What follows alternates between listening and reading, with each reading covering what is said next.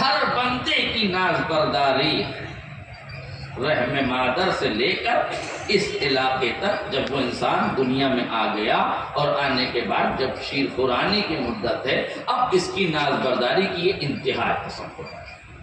خدا کہتا ہے کہ جب تم باہر آ گئے، تم میں طاقت آ گئی، قوت آ گئی، تو ہم نے تمہاری غذا کا انتظام کیا۔ اب توجہ سے سنیے گا، اس جملے پر بہت زیادہ غور کیجیے گا کہ اور ہمارا کمال یہ ہے کہ ہم نے جو دودھ تمہیں پلایا باردن فی الصیف وحارن فی الشتاء، ہمارا کمال یہ ہے کہ ہم نے اس دودھ میں یہ تاثیر رکھی ہے کہ گرمیوں میں ٹھنڈا رکھا ہے، سردیوں میں گرم رکھا ہے۔ آپ نے غور نہیں کیا کون ہے جو موسموں کے لحاظ سے تمہاری ناز برداری کر سکتا ہے؟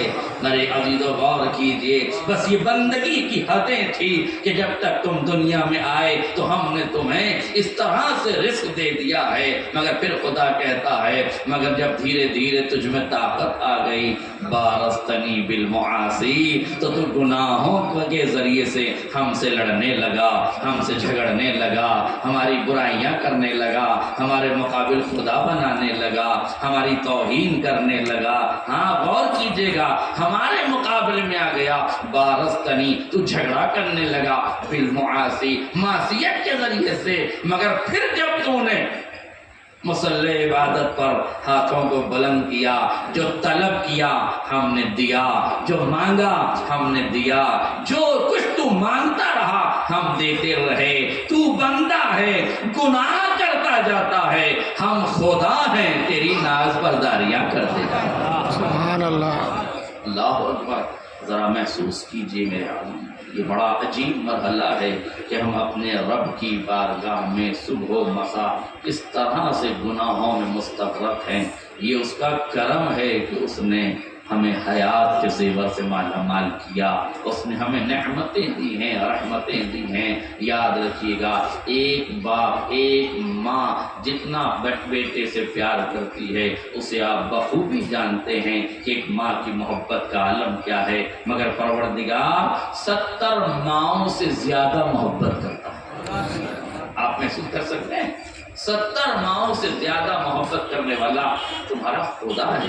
عشق الہی کو سمجھو، اپنے رب کی عظمت کو سمجھو، اس کی محبت کو سمجھو۔ کہتے ہیں جناب نوح نے، جناب موسیٰ نے دعا کی، پروردگار اس قوم پر عذاب نازل کر دے۔ آواز قدرت آئی، موسیٰ جاؤ ایک مٹی نکالو، مٹی کے کچھ برتن بناؤ، برتن بنا کے تمازت آفتاب میں رکھو، انہیں سکھاؤ۔ انہوں نے ایسا ہی کیا، دریائے نیل کے قریب گئے، مٹی نکالی، اسے گوندا، وہ ان کے برتن بنائے، برتن بنا کے تمازت آفتاب میں رکھا، سکھائے۔ جب سوکھ کے کھنکھنا کے تیار ہو گئے، حکم رب ہوا موسیٰ ان کو توڑ دو۔ کلیم خدا تھے، نبی خدا تھے، حکم ربانی کے تابع تھے، فوراً جیسے ہی سنا اپنے ہاتھوں سے توڑ دیا۔ موسیٰ ان برتنوں کو جو بنائے تھے توڑ دیا ہے نا، اس مٹی کو واپس پانی سے گوندو، واپس پانی سے گوندا، کہا پھر برتن بناؤ، پھر برتن بنایا۔ پھر جب برتن بنا چکے تو کہا پھر انہیں آفتاب کے نیچے رکھو، تمازت آفتاب میں رکھو، انہیں سکھاؤ، پھر سکھا دیا۔ کئی بار جناب موسیٰ سے حکم رب ہوا توڑ دو، پھر بناؤ، توڑ دو۔ ایک مرتبہ جب بہت دن تک بناتے رہے، کئی مہینے تک یہ کام کرتے رہے، ایک دن بارگاہ خداوندی میں ہاتھ جوڑ کے پوچھا مالک جب توڑوانا ہی ہے تو بنواتا کیوں؟ مالک جب توڑوانا ہی ہے تو بنواتا کیوں؟ جملہ سنیے گا، محبت الہی، عشق الہی دل میں پیدا کیجئے۔ وہ کہتے ہیں مولا پروردگار کریم مالک جب تجھے بنوانا ہی تھا تو توڑواتا کیوں ہے؟ آواز قدرت آئی، موسیٰ ہم نے حکم دیا تم نے بنایا، ہم نے حکم دیا تم نے توڑ دیا۔ تو اوبے ٹو آرڈر والا ہے، جو حکم دیا جائے اسے پورا کرنا ہے۔ تمہیں پریشانی کیا ہے؟ پرابلم کیا ہے؟ مٹی کے گھروندے ہیں، تو نے بنائے، بنا دیے، ہم نے کہا توڑ دے، تو نے توڑ دیے۔ ہماری خوشنودی کے لیے بنائے، ہماری خوشنودی کے لیے توڑ دیا۔ سوال کی حیثیت کیا ہے؟ کیوں پوچھ رہے ہو؟ آواز دیتے ہیں موسیٰ کہتے ہیں پروردگار جب میں ان برتنوں کو بناتا ہوں مجھے ان سے لگاؤ ہو جاتا ہے، مجھے ان سے محبت ہو جاتی ہے۔ جب تو توڑنے کو کہتا ہے مجھے میری محبت ٹوٹتی ہوئی نظر آتی ہے، دل میں درد ہوتا ہے۔ آواز قدرت آئی، موسیٰ مٹی کے گھروں سے اتنی محبت، بندگان خدا پر عذاب کی تمنا، کبھی سوچا ہے ان بندگان خدا پر جب میں عذاب نازل کرتا ہوں تو میری محبت کا کیا عالم ہوتا ہے؟ سبحان اللہ سبحان اللہ. خدا میں کیا گزر آپ غور کیجیے.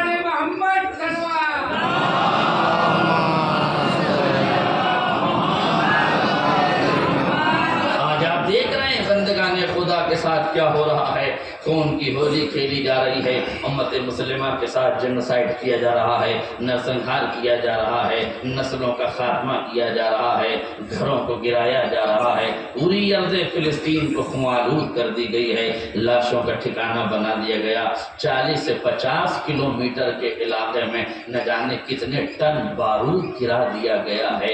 آنے والی نسلوں کا کیا ہوگا یہ آپ سوچ بھی نہیں سکتے ہیں. اس طرح سے بربادی ہو رہی ہے، مگر پوری دنیا میں مجرمانہ خاموشی کے سوا کچھ دکھائی نہیں دے رہا ہے. چند اللہ والوں کے سوا کوئی مظلوموں کا حامی نہیں دکھ رہا ہے، چند بہادروں شجاعوں کے سوا کوئی نہیں دکھ رہا ہے. منافق بھی پہچانے جا رہے ہیں، مومن بھی دیکھے جا رہے ہیں، بندگان خدا پہ ظلم کرنے والے بھی دیکھے جا رہے ہیں، ظلم سے بچانے والے بھی دیکھے جا رہے ہیں. فلسطین کے ایک نوجوان نے عرب کے حکمرانوں کو ایک میسج کنوے کیا، اے عرب کے حکمرانوں، اگر ہماری موت کی خبر سننا تو ہماری نماز جنازہ نہ پڑھنا، اس لیے کہ ہم شہید ہیں اور شہید زندہ ہوتا ہے. اور اگر موقع ملے تو آئینے کے سامنے کھڑے ہو کر اپنی نماز جنازہ پڑھ لینا، اس لیے کہ بزدل قومیں زندہ بھی رہ جائے تو مردہ ہو. بزدل قومیں زندہ بھی رہ جائے یا علی مردہ ہو. یا علی یا علی حق حیدری بزدل قومیں لبیک یا حسین لبیک یا حسین لبیک یا حسین.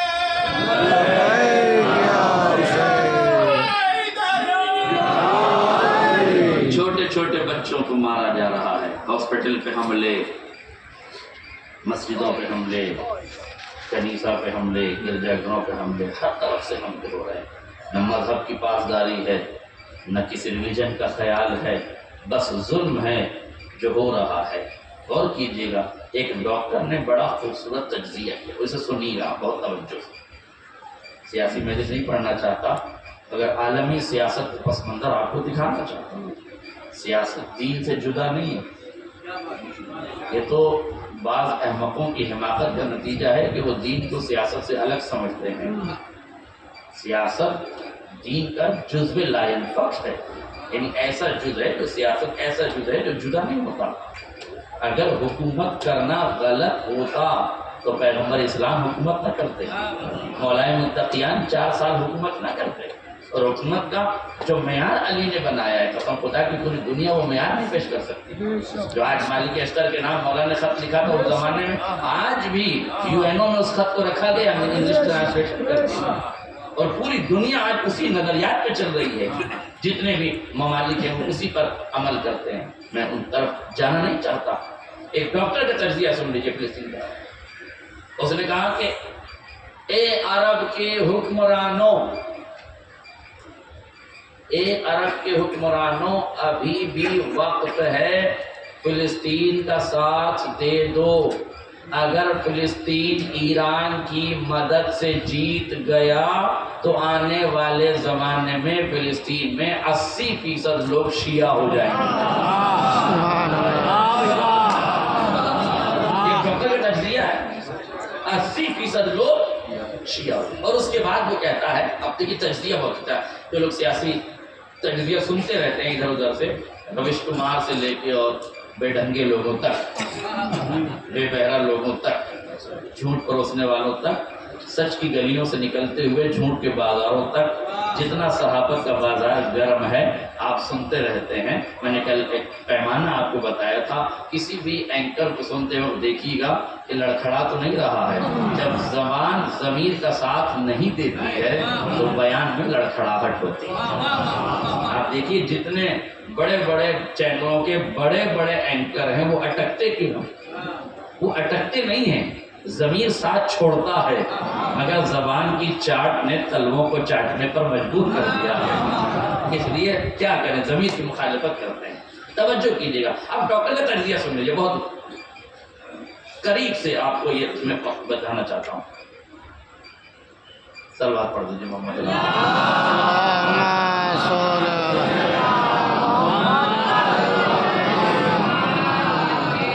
آپ بیٹھ جائیے تاکہ میں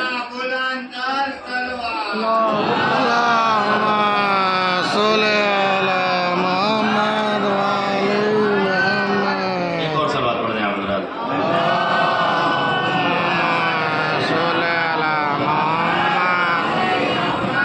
آپ توجہ فرمائیں. ڈاکٹر کہتا ہے کہ اگر تم نے ساتھ نہ دیا تو فلسطین کے 80% لوگ شیعہ ہو جائیں گے. تجزیہ، اب اس نے سیاسی تجزیہ آپ کو بتایا. کہا اے عرب کے حکمرانوں سنو، جب 2006 میں سعد حریری کا قتل ہوا لبنان میں، پورا یورپ لبنان کے پر ظلم کرنے کو تیار تھا. حزب اللہ نے وہاں مقابلہ کیا، اسرائیل کو شکست دی. ایران نے حزب اللہ کو تقویت دی. نتیجے میں اس وقت لبنان میں تشیع قائم ہو گئی اور زیادہ سے زیادہ لوگ شیعت کی طرف مائل ہو گئے. تم نے سیریا میں پوری دنیا کے دہشت گردوں کو لا کے جمع کر دیا. ایک حیدر کی نسل کا بیٹا قاسم سلیمانی گیا، خیبر والوں کے چھکے چھڑا کے آ گیا. اور یہی سید حسن نصر اللہ نے کہا تھا. سید حسن نصر اللہ کے بیان میں یہ تھا کہ یورپ اور اہل سعود، یورپ پوری دنیا سے مخاطب ہو کے کہا تھا کہ پوری دنیا کے دہشت گردوں سے میرا چیلنج ہے کہ وہ سب جا کے سوریہ میں جمع ہو جائیں، جیسے سارے دہشت گرد رسول کے زمانے میں خیبر میں جمع ہوئے تھے ویسے سوریہ میں جمع ہو جائیں. جیسے کل خیبر میں علی نے شکست دی تھی ویسے سوریہ میں میثم کے غلام شکست دیتے ہو. علی کے غلام شکست دیتے ہو.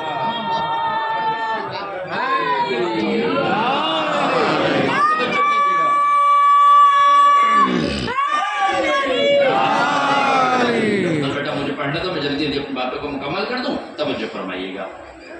جیسے ہی وہ کہتا ہے تم نے لبنان میں ظالموں کا ساتھ دیا، ایران نے عوام کا ساتھ دیا، نصر اللہ کا ساتھ دیا، حزب اللہ کو تقویت دی، وہاں شیعت پھیل گئی. سوریہ میں تم نے داعش کے دہشت گردوں کو امریکہ سے، اسرائیل سے، افغانستان سے، نہ جانے کہاں کہاں سے لا کر، حتیٰ کہ پاکستان کے دہشت گرد بھی وہاں آ کے جمع ہو گئے. اور انہوں نے جمع ہونے کے بعد کیا کیا؟ سوریہ میں ظلم کیا. نتیجہ یہ ہوا کہ پورے عرب نے ظالموں کا ساتھ دیا، ایران نے مظلوموں کا ساتھ دیا. نتیجہ یہ ہوا کہ جس سوریہ میں سعودیہ کے چاند سے عید ہوتی تھی وہ چاند دھندلا ہو گیا، شیعت کا سورج طلوع ہو گیا، شیعت وہاں پھیلنے لگ گئی. آپ حالات دیکھ رہے ہیں. پھر وہ کہتے ہیں کہ عراق میں بھی تم نے یہی کیا، پورے ظالموں نے مل کے صدام کا ساتھ دیا اور ایران نے وہاں کی عوام کا ساتھ دیا. تم نے ظالموں کا ساتھ دیا، ایران نے مظلوم کا ساتھ دیا. مظلوم کے ساتھ دینے کے نتیجے میں مظلومیت جیت گئی، ظالم ہار گیا. نتیجے میں وہاں بھی شیعت پھیل گئی. جہاں صدام کے زمانے میں 10-20 لوگ مشی چھپ کے کرتے تھے، وہاں صدام کے نیلام ہونے کے بعد کروڑوں کی تعداد میں مشی ہو رہی ہے. تو شیعت پھیل رہی ہے کہ نہیں؟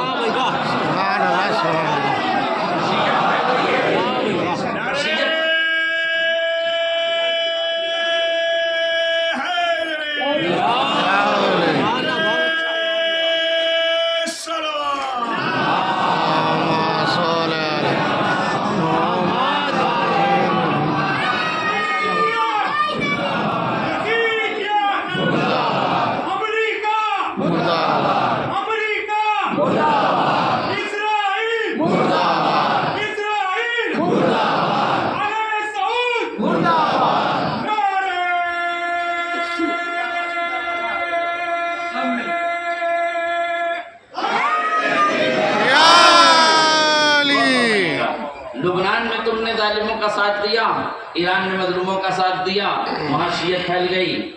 سوریا میں تم نے ظالموں کا ساتھ دیا اور وہاں مظلوموں کا ساتھ ایران نے دیا، وہاں پھیل گئی. اب وہ کہتا ہے یمن میں آل سعود نے حوثیوں پر حملہ کیا، وہاں بھی پورے عرب کے ظالم حکمرانوں نے آل سعود کا ساتھ دیا، مگر ایران نے مظلوموں کا ساتھ دیا. انصار اللہ وجود میں آ گئی، اور آج کل انصار اللہ کے تیور تو ویسے بھی دیکھنے کے لائق ہیں.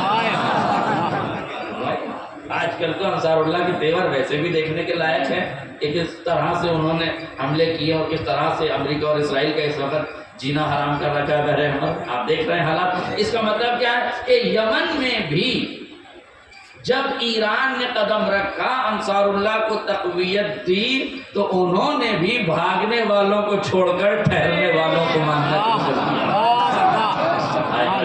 دیا. ٹھہرنے والوں کو، میدان میں رکنے والوں کو ماننا شروع کر دیا. نتیجہ یہ ہوا کہ اب یمن بھی شیعت کا دھیرے دھیرے مرکز بن رہا ہے. اب توجہ کیجیے گا، میں نے 4 جگہیں آپ کو بتا دی نا، غور کیجیے گا، میرے جملے کو میں سمیٹ رہا ہوں. اس کا مطلب ہے لبنان میں شیعت پھیلی، ظالم کا ساتھ نہیں دیا ہم نے، مظلوم کا ساتھ دیا. ایران میں، عراق میں شیعت پھیلی، سوریا میں شیعت پھیلی، لبنان میں شیعت پھیلی، لبنان میں شیعت پھیلی، یمن میں شیعت پھیلی. اب وہ ڈاکٹر کہتا ہے اگر اسی طرح تم نے فلسطین کو چھوڑ دیا، اور حسن نصر اللہ نے اپنے بیان میں یہ کہہ دیا ہے کہ فلسطین والوں گھبرانا نہیں، عنقریب ہم مل کے جشن منائیں گے، تمہاری جیت کا جشن ہم عنقریب منائیں گے. اس کا مطلب یہ ہے، توجہ کیجیے گا، میں ایران کا قصیدہ نہیں پڑھ رہا ہوں، میں آپ کو حقیقت سے آگاہ کر رہا ہوں، اس لیے کہ ایران کا قصیدہ وہ پڑھتے ہیں جو موٹی موٹی رقمیں لیتے ہیں. اس بھرے مجمع کو معلوم ہونا چاہیے کہ میں ایران کا وظیفہ خور نہیں ہوں، مگر حقیقت سے چشم پوشی کرنا میری عادت نہیں ہے. یاد رکھیے گا، ایران کی اس لیے تعریف نہیں ہو رہی ہے کہ وہ وظیفہ دے رہا ہے، ایران کی اس لیے تعریف ہو رہی ہے کہ وہ اس وقت استقامت کی منزل میں ہے، شجاعت کی منزل میں ہے، شیعت کی آبرو بن کے ابھرا ہوا ہے. اس لیے دشمن طاقتیں ایران کو بدنام کرنا چاہتی ہیں. آپ کو حقیقتوں سے آگاہ ہونا چاہیے، اور یاد رکھیے گا یہ چاروں طرف شیعت پھیل نہیں رہی ہے، زمین ظہور حضرت حجت فراہم کی جا رہی ہے. ظہور کی کوئی تیاریاں جیسے جیسے شیعت لبیک یا زہرا، لبیک یا زہرا، اللہم صلی علی محمد آل محمد.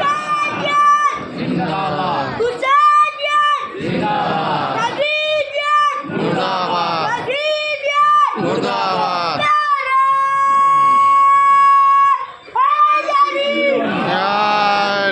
لہذا زمین ظہور حضرت حجت فراہم کی جا رہی ہے. چاروں طرف سے شیعت کا بول بالا نہیں ہو رہا ہے، شعور انسانی بیدار ہو رہا ہے. آپ بتائیے، آپ سوچ رہے ہیں ایران اتنا ساتھ دے رہا ہے، کیا ہو رہا ہے؟ کیا ہو رہا ہے؟ آپ کو نظر نہیں آتا؟ مسجد اقصی کا پیش نماز اپنی برائیوں سے توبہ کر کے شیعت کی منزل میں قدم رکھ رہا ہے. سب انتظار کیجئے، امام تو آ گیا ہے، جماعت بھی آ جائے.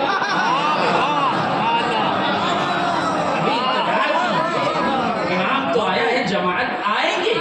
یہ غلط فہمی نہ پھیلائیے کہ یہ لوگ کبھی ہمارے نہیں ہوئے ہیں، کبھی ہمارے نہیں ہوئے ہیں، نہیں آئیں گے، کبھی نہیں آئیں گے. ایسا نہ سوچیے کہ کبھی نہ آئیں گے. آپ وظیفے کے ذمہ دار ہیں، نتیجے کے ذمہ دار نہیں ہیں. آپ کا اپنا کام ہے، وہ کرتے رہیے. وہ خدا ہے جو اپنا کام کرے گا، اور نتیجہ آپ کے سامنے آ رہا ہے. آپ دیکھ رہے ہیں کہ دھیرے دھیرے سوشل میڈیا سے آپ جڑے ہوئے ہیں، کیسے بڑے بڑے پرانے لوگ، گھاٹ گھاٹ کا پانی پی ہوئے لوگ ساری دکانوں کو بند کر کے علی کے دروازے پہ آ رہے ہیں. انہیں معلوم ہے نجات کا راستہ کون سا ہے، انہیں معلوم ہے کہ ظالموں کا ساتھ دینے کا نتیجہ کیا ہوگا. لہذا دھیرے دھیرے بیداری آ رہی ہے. شاید اسی لیے جوش نے کہا تھا انسان کو بیدار تو ہو لینے دو، ہر قوم پکارے گی ہمارے یہ بیداری کا چراغ.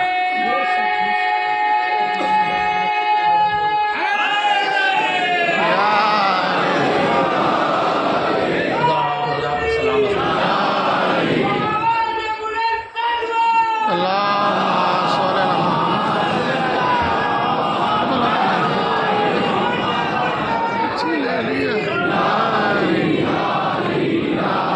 مدد حق حیدری اللهم صل على محمد آل محمد. لہذا دھیرے دھیرے یہ جو کام ہو رہے ہیں آپ امید پر قائم رہیے.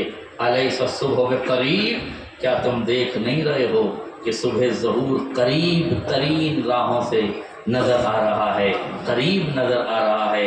جس طرح سے دنیا کے حالات بن رہے ہیں، جس طرح سے دنیا کا سیاسی نظام بن رہا ہے، جیسے ظالم پسپا ہوتا جا رہا ہے، مظلوم کامیاب ہوتا جا رہا ہے، ان حالات کو دیکھتے ہوئے آپ کو اندازہ ہونا چاہیے مایوسی قرآن میں کفر سے تعبیر کی گئی ہے. لہذا آپ نے مایوس نہیں ہونا ہے، آپ نے پریشان نہیں ہونا ہے. ایک جملہ کہہ کے بات کو آگے بڑھا دوں.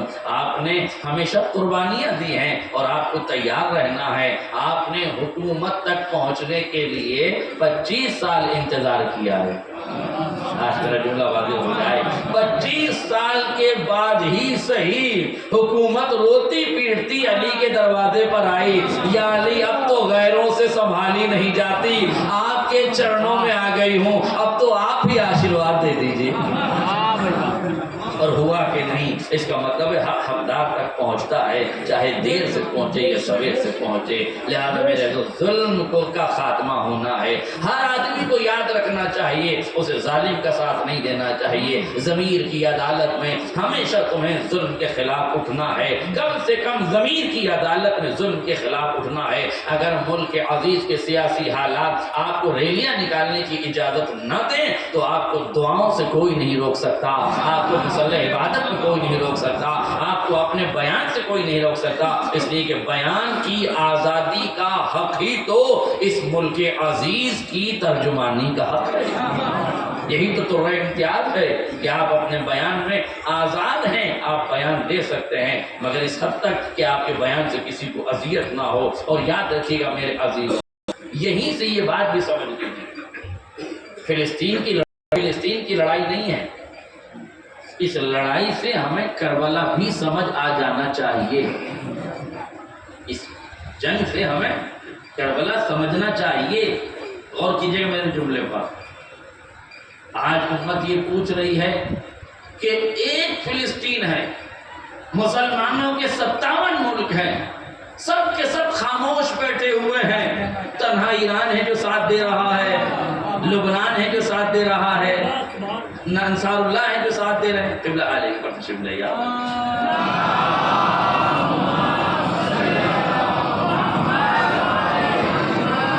مولانا محمد صاحب کو 2 قیادتیں حاصل ہیں. ہمارے خود کو بھی امام ہیں اور یہ حاضر میں یہاں بھی امام ہیں. خطیب اور عالم ہیں. کہا کہ علماء کرام کی صحت و سلامتی کے لیے ایک سوال پڑھیں.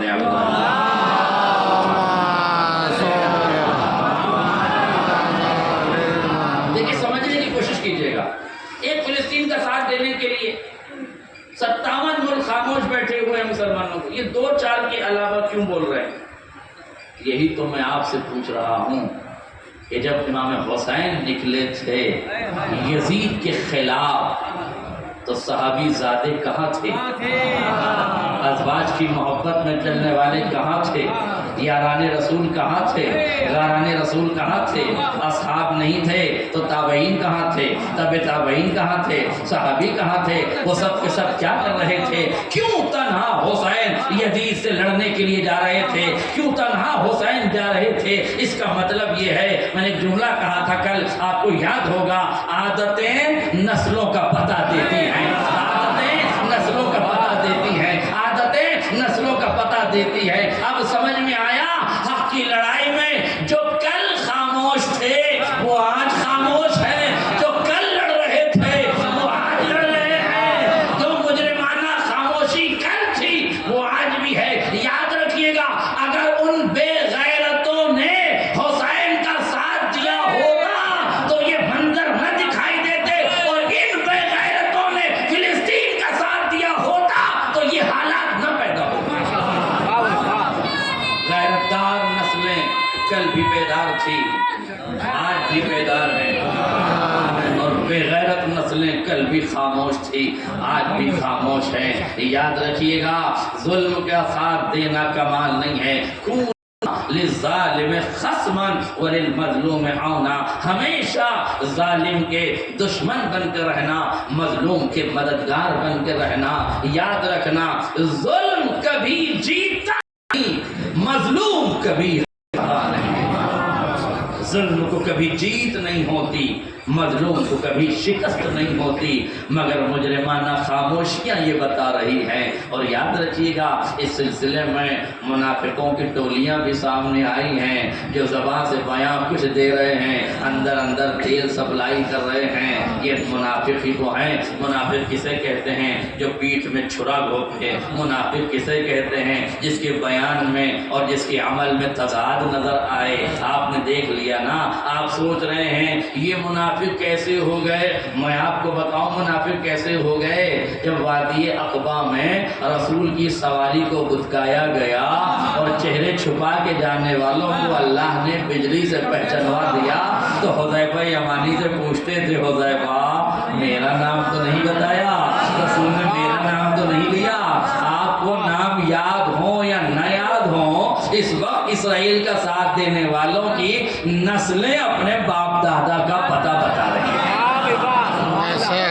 اپنے اجداد کی سیرت بتا رہی ہیں۔ یہ پرانے پاپی ہیں، قسم خدا کی، پرانے پاپی، انہوں نے کل رسول اللہ کے ساتھ منافقت کی تھی، آج نصر اللہ کے ساتھ منافقت کر رہے ہیں۔ کل انہوں نے دین کی لڑائی میں منافقت کی تھی، آج اقصی کی سرزمین کی لڑائی میں بھی یہ منافقت کر رہے ہیں۔ نفاق ہے میرے عزیزوں، مگر جو مجاہدین اسلام اپنی جان کا نذرانہ پیش کر رہے ہیں، لڑ رہے ہیں، انہیں نہ آپ ناصبی کہہ سکتے ہیں، نہ انہیں آپ کچھ اور کہہ سکتے ہیں۔ وہ مجاہد فی سبیل اللہ ہے، اللہ کی راہ میں جہاد کر رہے ہیں، اپنے وطن کی حفاظت، مسجد اقصی جو مسلمانوں کا بیت القبلہ اول ہے، اس کی حفاظت کے لیے لڑ رہے ہیں۔ آپ کا حق بنتا ہے کہ آپ ان کے لیے دعا کریں۔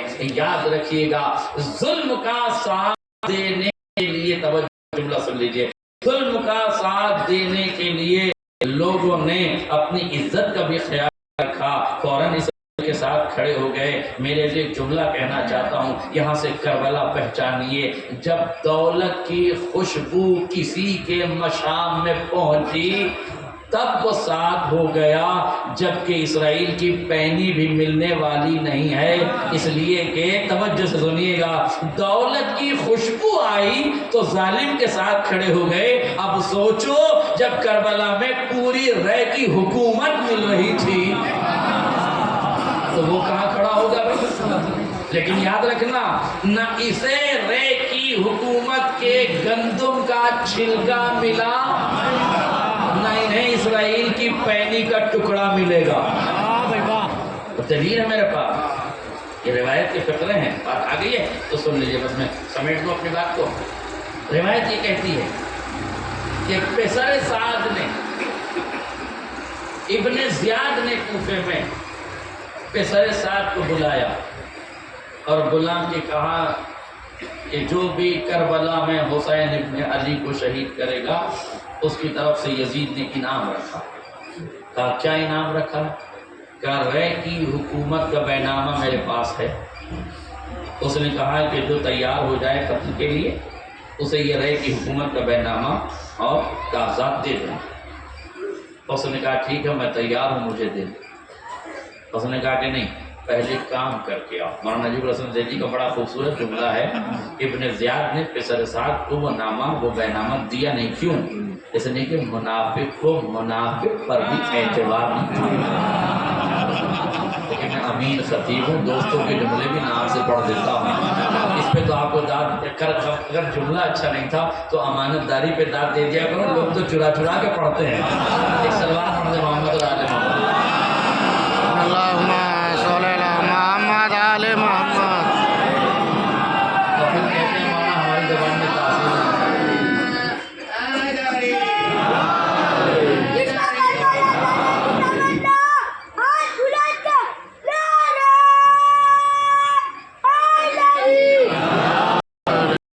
جزاکم اللہ۔ کہتے ہیں آپ 1.5 گھنٹہ پڑھ کر آئیں، یہ نہیں دیکھتے کہ ہمارے ساتھ کس کس نے پڑھا۔ آپ کا وقت بھی تو جڑا کیجیے تھوڑا بہت، ٹھیک ہے؟ توجہ فرمائیے گا۔ پیسر سعد نے سے کہا ابن زیاد نے، بس میں ختم کراؤں جلدی گفتگو۔ ابن زیاد نے کہا ٹھیک ہے تو جا یہ کام کر کے آ۔ روایت کے فقر تاریخ میں یہ درج ہیں کہ پیسر سعد کربلا ہے، جیسے ہی پیسر سعد کربلا پہنچا امام نے قاصد بھیجا کہ پیسر سعد کو بلا کے لاؤ۔ ادھر ابن زیاد نے پیسر سعد کو ایک خط دیا تھا کہ حسین کو میرا سلام کہنا اور یہ خط ان تک پہنچا دیا۔ آپ کو کچھ دنوں پہلے یاد ہوگا کہ امریکہ نے چائنا کے کسی وزیر کو ایک خط دیا تھا کہ رہبر معظم تک پہنچا دینا، اور تصویر آئی تھی کہ اس نے خط کہاں رکھ رکھا تھا۔ یاد آیا آپ کو؟ نہیں، تصویریں تو یاد رہنی چاہیے نا۔ یاد آیا تھا، اس پس منظر میں جملہ سن لیجیے، تاریخ کا جملہ اور پھر ادھر کا جملہ، دونوں کے جملے کو میں ملا۔ پیسر سعد آیا اور آنے کے بعد امام سے گفتگو ہوئی، اور گفتگو کے درمیان وہ کہنے لگا کہ ابن زیاد کہا کہ اپنے پاس رکھ لے، حسین اسے لائق جواب بھی نہیں سمجھتا۔ اب سمجھ میں آیا، حسینی مقصد کی ترجمانی کرنے والے کبھی بھی طاقتوں کو خاطر میں نہیں لاتے۔ کل جیسے حسین نے اس دور کی سب سے بڑی طاقت ابن زیاد کے سلام کلام کو رد کر دیا تھا اور اس لائق نہ سمجھا تھا، حسین کی نقش کہفِ پا کو اپنی آنکھوں میں لگا کر سرمائے معرفت سے اپنے علم کے اجالے پھیلانے والا سپرمو لیڈر بھی اس خاک قدم سے اتنا بابرکت ہو جاتا ہے کہ وہی جواب دیتا ہے جو آقا نے دیا تھا کہ ہم امریکہ کو اس لائق ہی نہیں سمجھتے کہ ہم اس کے سلام کا جواب دیں۔ یہ جرأت پیدا ہونا چاہیے، یہ حوصلہ ہونا چاہیے کہ دشمن کی آنکھوں میں آنکھیں ڈال کے تم کچھ بات کہہ سکو۔ غور کیجئے گا، ایک مرتبہ امام نے جیسے ہی ابن زیاد کو اپنے پاس پایا، بلایا، اور ابن زیاد جب امام کے پاس آیا، امام نے کہا سن ابن زیاد، بہت توجہ سے آپ بھی سنیے گا، کیونکہ یہ بیان امام کا صرف گفتگو ابن زیاد اور امام کے درمیان نہیں، یہ کربلا کی گفتگو ہے، اور کربلا کو قیامت تک جانا ہے، لہذا ہر لفظ کو انسان کو متوجہ ہونا چاہیے۔ ابن زیاد بظاہر کسی آدمی کا نام نہیں ہے، ابن زیاد ایک فکر بھی ہو سکتی ہے، مطلب خالی آدمی کا نام نہیں ہو سکتا، ابن زیاد ایک فکر بھی ہو سکتی ہے، اور یہ فکر کہیں بھی کسی بھی وقت پنپ سکتی ہے، اس لیے اس فکر سے بھی ہمیں آشنا ہونا چاہیے۔ ابن زیاد کو بلا کے امام پیسر سعد کو بلا کے امام نے کہا کہ پیسر سعد تو کربلا میں ہم سے جنگ کرنے کے لیے آیا ہے، ہم تیرے سامنے دو آپشن گویا رکھتے ہیں، دو خیال تیرے سامنے رکھتے ہیں۔ پہلی بات تو یہ ہے کہ تم یہاں سے چھوڑ کے چلا جائے، یہاں سے چھوڑ کے، اب دیکھیے قسم خدا کریم حسین کا کرم دیکھیے، کہا تو یہاں سے چھوڑ کر چلا جا، اس لیے کہ تیرا باپ ابی وقاص، سعد بن ابی وقاص، تیرا باپ ابی وقاص رسول کا صحابی تھا، حسین نہیں چاہتا کہ نواسے رسول کے قتل کے دامن پر صحابیت کے لہو کے دھبے بھی آ جائیں، اس کے ہاتھوں کے نشان بھی آ جائیں، میں صحابیت کو بچانا چاہتا ہوں، لہذا یا تو یہاں سے چھوڑ کے چلا جا، یا دوسرا آپشن یہ ہے کہ میرے پاس آ جا، میں تجھے جنت کی بشارت دیتا ہوں، تو میرے پاس آ جا، میرے ساتھ شہید ہو جا، صحابی کا بیٹا ہے، میں تجھے جنت میں اپنے ساتھ لے جاؤں گا۔ پیسر سعد نے دونوں آپشن سننے کے بعد ایک جملہ کہا سوچ کر بتاؤں گا۔ آپ دل عزیز ذاکر مولانا وسیع حسن خان صاحب فرماتے ہیں کہ جب بندہ کار خیر میں یہ جواب دے کہ سوچ کے بتاؤں گا، تو پھر شیطان اسے کبھی سوچنے ہی نہیں دے گا، زیادہ کار خیر میں سوچ کے بتاؤں گا نہیں، فوراً اس پر عمل کرنا چاہیے۔ اس نے کہا میں سوچ کے بتاؤں. بہت توجہ سے جملہ سنیے، میری مجلس کا نچوڑ ہے، اور اگر آپ کے اذہان عالیہ تک یہ بات پہنچ جائے تو آج کی مجلس کی محنت میری سوارت ہو. ابن قصر سعد نے کہا سوچ کر بتاؤں گا. جب یہ جانے لگا پلٹا ہے نا، اب دیکھیے قسم خدا کی، یہ وہ جملہ تھا کہ اس کے شوہر ایک آخری ہتھوڑا تھا. اگر اس جملے کو یہ محسوس کر لیتا تو پلٹا، مگر جب دولت کا نشہ سر چڑھ کے بول جائے تو عصمت کا لب و لہجہ جلدی سمجھ میں نہیں آتا. اس لیے جیسے ہی وہ پلٹا، امام نے کہا ابن قصر سعد تجھے رے کی حکومت کا چھلکا بھی نہیں ملے گا. اب بھی یہ احمق نہیں سمجھا کہ جو میرے اور ابن زیاد کے درمیان گفتگو ہوئی ہے اس سے حسین کیسے واقف ہو گئے. سبحان اللہ، تب بھی نہیں سمجھا نا، اور فوراً پلٹ کے چلا گیا. اب یہ جو جملہ ہے قصر سعد کا، یہ آپ نے سنیے، اس کو میں سنانا چاہتا ہوں، سمجھانا چاہتا ہوں. سنانا کافی اسما افہم، سن اور سمجھ. ہماری قوم کو یہ معلوم ہونا چاہیے کہ ہم تو مردوں کو بھی خالی سناتے نہیں ہیں، انہیں بھی سمجھاتے ہیں. زندہ قوم کو سمجھائے بغیر کیسے جانے دیں گے؟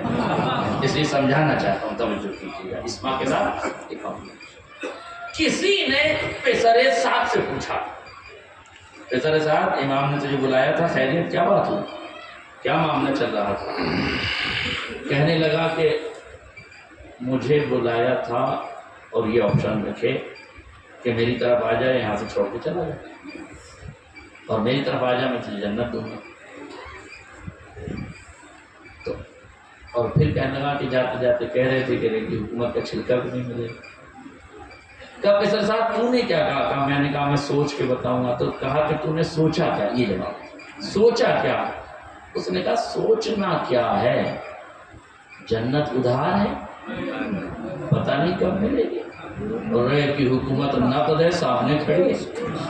آپ سمجھتے ہیں یہ قصر سعد کا جواب ہے؟ یہ ہر اس دولت پرست کا جواب ہے جو اپنے دولت سے غریبوں کا حق نہیں نکالتا. یہ ہر اس بگڑے ہوئے آدمی کا جواب ہے جس کو جنت ادھار دکھ رہی ہے اور دنیا کی حرام دولت اسے نقد نظر آ رہی ہے. یہ ہر اس آدمی کا جواب ہے جو آخرت کو بھلا بیٹھا ہے، جو آخرت کو بھلا بیٹھا ہے. ہر اس آدمی کا جواب ہے جو حرام دولت کو یہاں عزیز سمجھنے لگتا ہے اور حرام کی دولت پر اترانے لگتا ہے. یاد رکھیے گا، دولت صرف حلال کی ہو تو تمہارے لیے جنت کا پیمانہ ہے، پروانہ ہے. دولت حرام کی ہو تو جہنم کا دروازہ ہے. لہذا خیال رکھنا، حرام دولت کے اکٹھا کرنے سے قصر سعد یوں ہی نہیں بنتا. حرام دولت کھا کے جو بنتا ہے یا ابن زیاد بنتا ہے یا قصر سعد بنتا ہے. سماج میں دیکھنا ہو تو حرکتوں سے پہچانیے، عادتیں نسلوں کا پتہ بتائیں گی. اور کیا آپ نے، اس نے کہا سوچنا کیا ہے، جنت ادھار ہے. یہ کون کون سوچ رہا ہے؟ جب کہ یہ خمس نکالیے، کما مولانا چھوڑیے، نماز پڑھ لیجئے. ارے چھوڑیے، نماز پڑھنے سے کیا ہوگا؟ ہم نے کہا جنت ملے گی. ارے جنت ابھی بہت دور ہے. یہ جو جنت بہت دور ہے یہ جواب قصر سعد کا ہے. جنت ابھی دور ہے، توجہ کیجیے گا. اب یہ جواب جب اس نے دیا، اب تاریخ کے جملے سن لیجیے، میں نے سمیٹ دی گفتگو کو. روایت کہتی ہے کہ فرزند رسول ابن قصر سعد سے ملنے کے بعد اپنے خیمے میں پہنچے، اصحاب کو جمع کیا، خطبہ دیا. اور طویل خطبہ ہے، بہت سی باتیں ہیں، میں ان تمام باتوں میں نہیں جاننا چاہتا. بس ایک بات میرے موضوع سے متصل ہو گئی تو میں آپ کی خدمت میں عرض کرنا چاہتا ہوں. جیسے امام نے سارے صحابیوں کو بلایا کے کہا میں تم سے بیعت اٹھاتا ہوں، جسے جانا ہو یہاں سے چلا جائے. حسین ابن علی نے چراغ گل کیے، جو جانا چاہے چلا جائے. اگر تم مال غنیمت کے لیے آئے ہو تو کربلا میں مال غنیمت نہیں ملے گا. اگر مجاہد بن کے جیت کا ظاہری صحرا سجانا چاہتے ہو تو جیت کے ظاہری جیت کے کوئی آثار نہیں ہے. اگر تم سوچ رہے ہو کہ مرنے کے بعد جنت مل جائے گی تو جنت میں تمہیں پہلے ہی دے دیتا ہوں. جنت کا پروانہ لو، میرے اصحاب میں سے، میرے اہل بیت میں سے کسی کو ساتھ لو اور لے کے چلے جاؤ. اگر مال غنیمت چاہیے تو ملنا نہیں ہے، اگر جیت کا صحرا چاہیے تو بننا نہیں ہے. اگر میری جان بچانے آئے ہو تو وہ بھی بچنے والی نہیں ہے. اگر تمہیں شہادت ہی کی طلب ہے تو رکو، ورنہ میں چراغ گل کر دیتا ہوں، چلے جاؤ۔ نہ کسی کو جانا تھا، نہ کوئی گیا، نہ فرزند رسول، نہ ہم مال غنیمت کے لیے آئے ہیں، نہ جنت کی لالچ کے لیے آئے ہیں، نہ ہم مال غنیمت کے لیے آئے ہیں، نہ جیت کے لیے آئے ہیں، ہم تو آپ کی جان بچانے آئے ہیں۔ اگر آپ کی جان نہیں بھی بچے گی تو پھر ہم آپ کی جان سے پہلے اپنی جان قربان کر دیں گے۔ جب اصحاب نے اس امتحان وفا کو مکمل کر لیا، توجہ، جب اصحاب نے اس امتحان وفا کو مکمل کر لیا تو پھر وفا کا پیغمبر باہر آیا، اپنے اصحاب کو ساتھ لیا۔ شب کی تاریکی ہے، خیمے کے باہر صحابی ہیں، روایت کہتی ہے فرزند رسول نے ایک مرتبہ حجاب ہے آسمانی کو ہٹایا، جنت کے دروازے کھلے، آپ نے متوجہ کیا حبیب یہ جنت میں تیرا مقام ہے، زہرتین یہ جنت میں تیرا مقام، مسلم بن اوسجا یہ جنت میں تیرا مقام، اصحابیوں کو جنت کا مقام دکھانے لگے۔ چشم تصور میں ہاتھوں کو جوڑا، رہبر شعور کو مہمیز کیا، آقا کی خاک قدم اٹھا کے آنکھوں میں لگائی تاکہ معرفت کے آنکھیں کھل جائیں۔ کاسے گدائی ہاتھ میں لیا، کشکول فقیری ہاتھ میں لیا، معرفت کا متمنی تھا، مولا ذرا لبوں کو حرکت دیں، معرفت کا خزانہ لٹا دیں، ان غریبوں کے پلے میں بھی کچھ آ جائے، ہم بھی آپ کے لفظوں سے دھنوان ہو جائیں، بس اتنا بتا دیجئے مولا کہ آپ نے جب یہ کہہ رہے ہیں ہم جنت کے لیے نہیں آئے ہیں تو انہیں جنت دکھا کیوں رہے ہیں؟ جملہ سنیے گا کہ جنت دکھا نہیں رہا ہوں، پیسرے سار کی فکر کے رخسارے پر تماچا مار رہا ہوں، حسین کی جنت کل بھی نہ تھی آج بھی نہ ہے۔ حسینیوں حسین ابن علی ہے، مولا نے جلائی کے شمع جلی ہے، کہنے کو تو کہتے ہیں سبھی اپنے کو مسلمان، جنت میں وہی جائے گا جو پنجے تنی ہے، پنجے تنی ہے، نعرہ حیدری۔ یہ تو گفتگو تمام ہو گئی۔ حسین ابن علی نے صرف اور صرف اصحاب کو جنت نہیں دکھائی، فکر پسر ساتھ کے رخسار پر وہ بھرپور تماچا لگایا ہے۔ وہ کہہ رہا تھا نا جنت ادھار ہے، امام نے بتایا میرے صحابیوں کہ میری جنت ہے، اس کے سردار ہم ہیں، لہذا یہ تمہارے لیے ادھار نہیں ہے، جنت تمہیں ملے گی میرے عزیزوں، مگر معصوم فرماتے ہیں کہ قبر کا انتظام کر کے آنا، قبر کا انتظام تم اپنے لیے کر کے آنا، ہم قبر کی تم سے ضمانت نہیں لیں گے۔ قبر کا یہ اور بات ہے کہ شہزادی کی محبت تمہیں قبر میں بھی فائدہ پہنچائے گی، مگر تمہیں قبر کا انتظام کر کے آنا پڑے گا، حقوق و ناز تمہیں ادا کر کے آنے پڑیں گے۔ یاد رکھنا اللہ کے حقوق، وہ رحمان ہے، رحیم ہے، کریم ہے، اس کی بارگاہ کرم میں کوئی کمی نہیں ہے، وہ ہو سکتا ہے اپنے حقوق تم پہ معاف کر دے، تم سے دستبردار ہو جائے، اس کی رحمت کے خزانے میں کوئی کمی نہیں ہے۔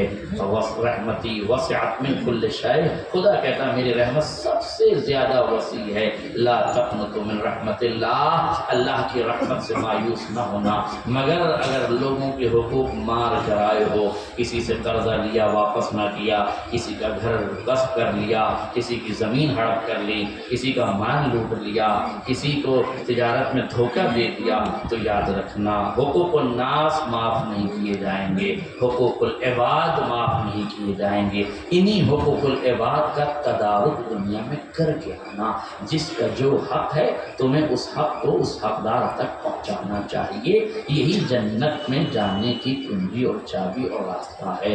یقیناً تمہارے آنسو تمہارے لیے جنت کی راہیں ہموار کریں گی۔ میں نے بتایا تھا آپ کو میرے عزیزوں، معصوم فرماتے ہیں کل عین باکیۃ یوم القیامہ الا بکت علی الحسین مستبشرۃ بالجنہ، یاد رکھنا ہر آنکھ قیامت کے دن روئے گی، مگر وہ آنکھ جو حسین پہ روئی ہے نا، قیامت کے دن ضاحکۃ، وہ مسکرائے گی، مستبشرۃ بنعیم الجنہ، اور اسے جنت کی بشارت دی جائے گی۔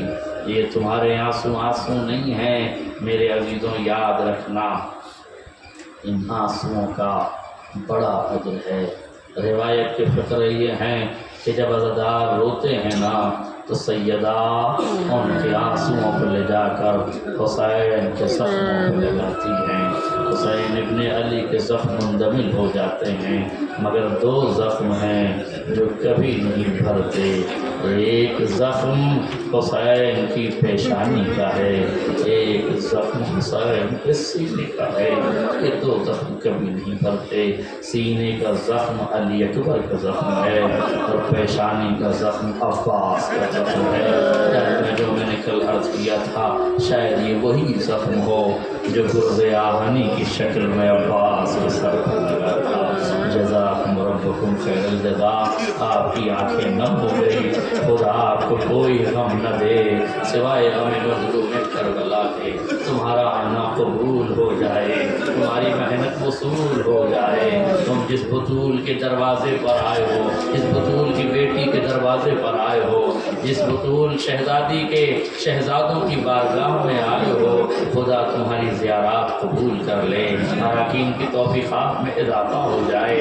بس عزیزوں، میں نے گفتگو تمام کر دی۔ ایک روایت میں نے پڑھی تھی، آؤ اس روایت کو تکمیل کی منزلوں میں پہنچا دوں۔ میں نے کہا تھا کہ 3 جگہ لفظ رزہ استعمال ہوا، یعنی ہڈیوں کا ٹوٹ جانا، ہڈیوں کا چورا چورا ہو جانا۔ ایک جگہ جب سیدہ کی پسلیاں ٹوٹی تو محقق اصفہانی نے فرمایا اذ رزا تلک العذر لا مثلها رضیہ۔ اور یاد رکھنا، جب پسلیاں ٹوٹ گئی نا شہزادی کی، اور دوسرا مقام علی اکبر کے سینے کی ہڈیاں، اور تیسرا مقام حسین ابن علی کے گھوڑوں کو کہ لاشے کو پامال کرنے کا۔ یہ روایت میں آپ کو شام کو سناؤں گا، مگر آج سیدہ کے مصائب سن لیجئے۔ آپ کی آنکھیں ذکر سیدہ سے نم ہو چکی ہیں۔ جب دروازہ گرا نا عزیزوں، پسلیاں ٹوٹ گئی نا، تاریخ کہتی ہے فاطمہ ہمت نہ ہاری، محسن شہید ہو گئے۔ لست ادری خبر المسمار سل صدرہا خزینۃ الاسرار۔ جب ایک دروازے کی کیل نے صدف عصمت طاہرہ میں محسن کو شہید کر دیا نا، پھر بھی جناب سیدہ نے اپنی پوری قوت و طاقت کو سمیٹ کے دشمن کی جانب بڑھی، اس لیے کہ دشمن علی کی طرف بڑھ رہا تھا کہ علی کے گلے میں رسی کا پھندا ڈالا جائے۔ جیسے ہی علی کی طرف بڑھا نا، سیدہ نے پوری طاقت کو سمیٹا، دفاع ولایت میں علی کی طرف بڑھی۔ روایت کے فقرے ہیں، علامہ محقق اصفہانی کہتے ہیں ایک شقی تلوار کا دستہ لے کے آگے بڑھا، وَوَكَّزَانَ عَلَى السَّيْفِ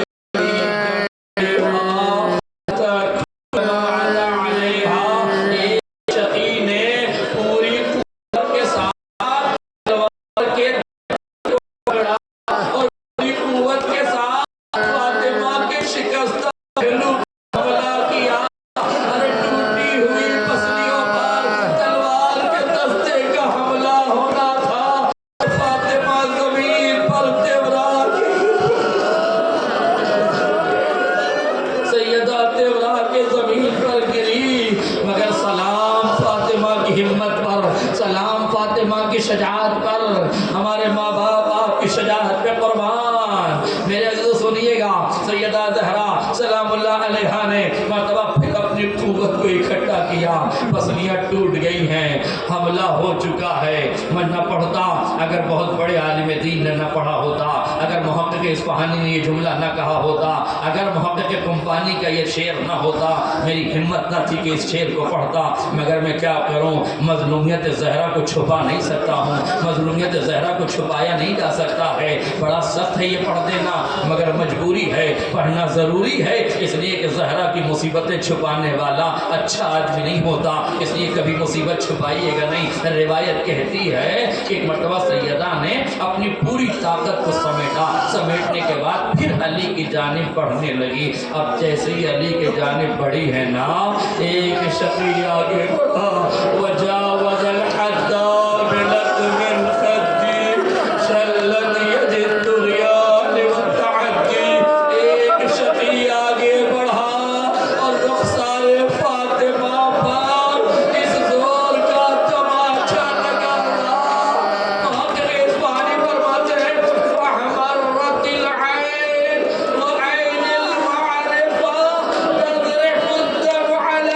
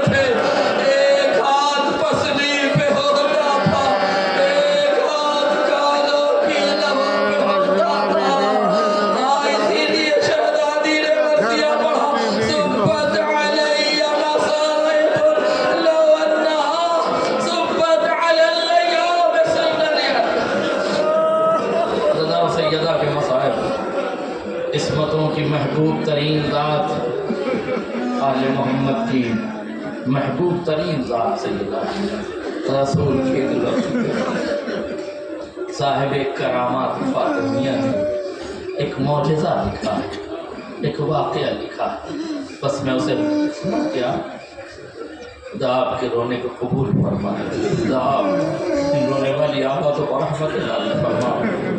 کریم پروردگار جیے تو اگلے برس کم ہے اور یہ کم پھر ہے، جو چل بسے تو یہ اپنا سلام ہے۔ دعا کیجئے عصمتوں کی بارگاہ میں ہم آئے تھے، مولا اگر کوئی کمی رہ گئی ہو تو معاف کیجئے، اگر کوئی گستاخی ہو گئی ہو تو معاف کیجئے گا۔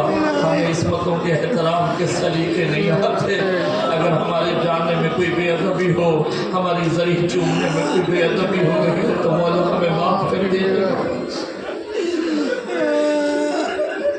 صاحب کرامات فاطمی نے لکھا، ایک تاجر تھا دبئی میں، بہت آرام سے پڑھو نا تاکہ آپ سیدہ کی عظمت سے واقف ہوں اور توسل کریں جناب زہرا سے، اپنی بیماریوں میں توسل کریں جناب زہرا سے۔ روایات میں پڑھ رہے ہیں کہ جب کوئی جناب زہرا کو وسیلہ بناتا ہے تو خدا اس کی دعا رد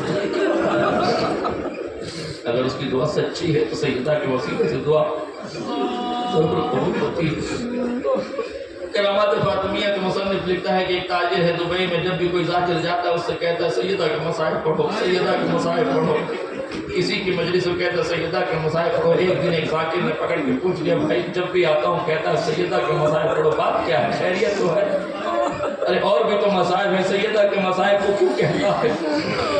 وہ کہتا ہے مولانا میری ایک بیٹی تھی، اس بیٹی سے میں بے پناہ محبت کرتا تھا، جب گھر سے نکلتا تھا تو بیٹی کی زیارت کر کے نکلتا تھا، جب گھر میں آتا تو سب سے پہلے اسے کلیجے سے لگاتا تھا، میری آنکھوں کا پھول تھی وہ بیٹی۔ اور ویسے بھی آپ باپ ہیں نا تو اس جملے کو محسوس کریں گے کہ بیٹیاں باپ کے جنازے کی زینت ہوتی ہے۔ اگر کسی گاؤں میں کوئی باپ مر جائے اور اس کے 10 بیٹے ہوں تو پتہ نہیں چلتا کہ کوئی باپ مرا، مگر ایک بیٹی ہونا تو پورے گاؤں کو پتہ چلتا ہے کہ کس کا باپ مر گیا ہے، اتنا کریا کرتی ہیں بیٹیاں۔ وہ کہتا ہے میری بیٹی مجھے جان سے زیادہ عزیز تھی۔ ایک بار میں آفس میں بیٹھا تھا، میرے پاس ایک فون کال آئی گھر سے، اس نے فوراً میری خادمہ نے مجھے بتایا کہ آپ کی بچی ایک سکہ نگل گئی ہے، سکہ اس کی حلق میں اٹک گیا ہے، سانس لینے میں تکلیف ہو رہی ہے، وہ پریشان ہے، جلدی آئیے۔ میں سیدھا دوڑتا ہوا گیا، اسے لے کے ڈاکٹر کے گیا، دبئی کے بڑے بڑے اسپتالوں میں نے اسے دکھایا، کہیں سے فائدہ نہ ہوا۔ کسی نے کہا اسے آپ یورپ لے جائیے، وہاں شاید فائدہ ہو جائے۔ میں نے پہلی فلائٹ پکڑی، یورپ گیا۔ یورپ جانے کے بعد سب سے بڑے ہاسپٹل میں نے اسے ایڈمٹ کیا۔ ڈاکٹر نے حالت دیکھی، ایک سفید پرچہ نکالا اور ایک قلم دیا اور نکال کے کہنے لگے دیکھو اگر ہم نے اس کا سکہ نکال دیا تو یہ بولنے کے لائق نہیں رہے گی، اور اگر اس کا سکہ پیٹ میں اتر گیا تو اس کے بچنے کے کوئی امکان نہیں ہے، اس پر لکھ دو، ہماری کوئی ذمہ داری نہیں ہے۔ اس نے جیسے ہی چاہا کہ کچھ لکھے، یاد آیا مدینے کا رخ کیا۔ بس آخری فکرے سنوا دو، مدینے کا رخ کیا، ہاتھوں کو جوڑا، جوڑ کے کہتا یا رسول اللہ میں نے سنا ہے آپ کی بھی ایک بیٹی تھی، جس بیٹی کو آپ بہت چاہتے تھے، امت نے جس پہ بڑے ظلم کیے ہیں، آقا میں وعدہ کرتا ہوں میری بیٹی کو شفا دے دیجئے، جب تک زندہ رہوں گا آپ کی بیٹی کا ذکر کرتا رہوں گا، آپ کی بیٹی کے مسائل منعقد کرتا رہوں گا، آپ کی بیٹی کی مجلسیں کرتا رہوں گا، آپ کی بیٹی کا ذکر کرتا رہوں گا۔ وہ کہتے ہیں ابھی میری دعا مکمل نہ ہوئی تھی کہ ڈاکٹر چیختا ہوا آیا، آ کے کہتا میریکل ہو گیا، معجزہ ہو گیا، تیری بچی ٹھیک ہو گئی، تجھے یاد کر رہی ہے۔ یہ دوڑتا ہوا گیا، بچی نے جیسے ہی بابا کہا نا، ارے باپ کا جگر بھر آیا، کلیجے سے لگایا، پیشانی کا بوسہ دیا، زاروں قطار رونے لگا، مرتبہ کلیجے سے چمٹایا، ہاتھوں کو جوڑا، پوچھا بیٹی بس یہ بتا یہ کیا ہو گیا، سکہ کیسے باہر نکل گیا؟ کہا بابا ابھی ابھی ایک بی بی آئی تھی، اس نے میری کمر پہ ہاتھ رکھا، آہستہ سے کمر پہ ہاتھ رکھنا تھا، سکہ میرے منہ سے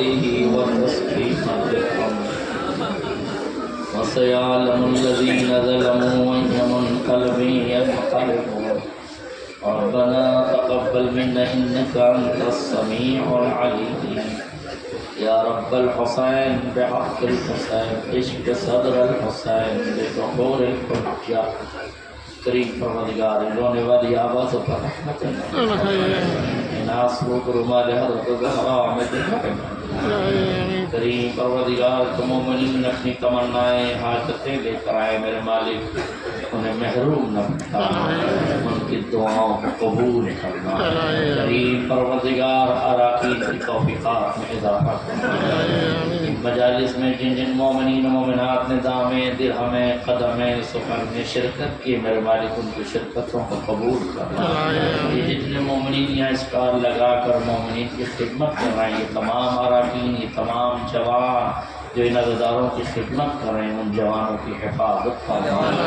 اگر وہ بیمار ہوں تو شفائے کاملہ عاجلہ فرما ان کا یہ عمل قلیل اپنی بارگاہ عظیم میں قبول فرما کریم مالک واسطہ محمد و آل محمد کا اراکین انجمن اور انجمن کو توفیق عطا فرما ہر سال اسی طرح اس سے بہتر طریقے سے یہ پروگرام انجام دے ذکر آل محمد ہوتا رہے اعضائے آل محمد کی ترویج ہوتی رہے مقاصد حسینی کی ترجمانی ہوتی ہے کریم پروردگار جو بیمار ہوں شفا کاملہ عطا فرما جو مقروض ہیں ان کے قرضوں کو ادا فرما جو پریشان حال ان کی پریشانی کو دور فرما کریم مالک جتنے مومنین یہاں زیارت کے لیے آئے ہیں انہیں سالمین غانمین کو سلام کے ساتھ واپس اپنے وطن عظیم حادثات سے ان کو محفوظ فرما ملت تشیع کو حادثاتی امراض حادثاتی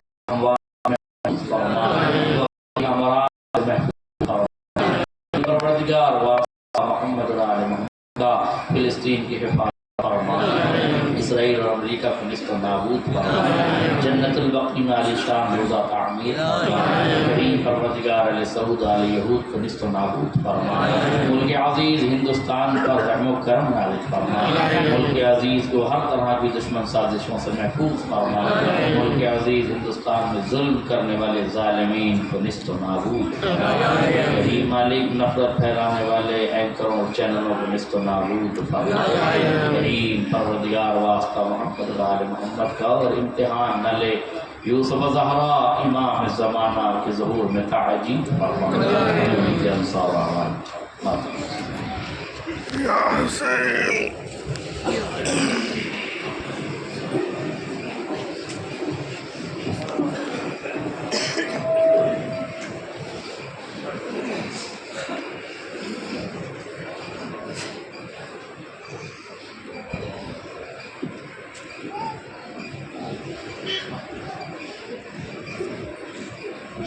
زیارت جناب فاطمہ زہرا سلام اللہ علیہ بسم اللہ الرحمن الرحیم السلام علیکم یا فاطمہ السلام علیکم یا بنت رسول اللہ السلام علیکم یا بنت نبی اللہ السلام علیکم یا بنت حبیب اللہ السلام علیکم یا بنت خلیل اللہ السلام علیکم یا بنت صفی اللہ السلام علیکم یا بنت امین اللہ السلام علیکم یا بنت خیر خلق اللہ السلام علیکم یا بنت افضل انبیاء و رسول السلام علیکم ملائکۃ السلام علیکم یا